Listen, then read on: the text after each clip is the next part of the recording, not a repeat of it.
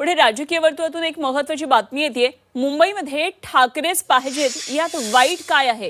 मुंबई मनपा निवडणुकांबाबत मनोज जरांगे यांनी एक मोठं विधान केलंय। लोकांचं म्हणणं आहे मुंबईमध्ये ठाकरे पाहिजेत असं जरांगे म्हणाले आणि मुंबईमध्ये ठाकरे पाहिजे यामध्ये वाईट काय आहे असं जरांगे यांनी प्रश्न केला।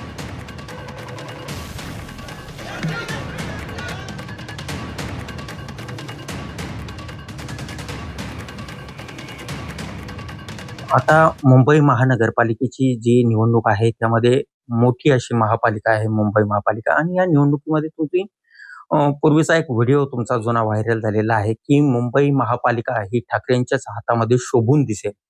काय वाटतंय तुम्हाला? कारण आता ही महानगरपालिका ताब्यात घेण्यासाठी सगळेच कामाला लागलेत तिथे। नाही नाही, मी तसं नाही म्हणलो।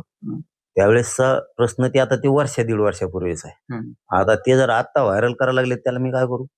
पण त्यावेळेचा ते विषय असा होता की एक पूर्वी लहानपणी काय म्हणायची ती म्हण सांगितली होती मी की मुंबईत ठाकरे असायला पाहिजे बाबा, कारण त्यावेळेस तसं वातावरण दूषित होतं आणि त्यावेळेस तिथं त्यांचेच गरज असतात। मग पक्ष काँग्रेस असू द्या, राष्ट्रवादी असू द्या, भाजप असू द्या किंवा कुठलाही पक्ष असू द्या, ग्रामीण भागात त्यावेळेस असं म्हणलं जायचे की मुंबईत ठाकरे असायला पाहिजे, म्हणजे दुसऱ्या पक्षाचा सुद्धा, कारण तिथं त्या पद्धतीची त्यावेळेची समस्या होते, वातावरण होतं।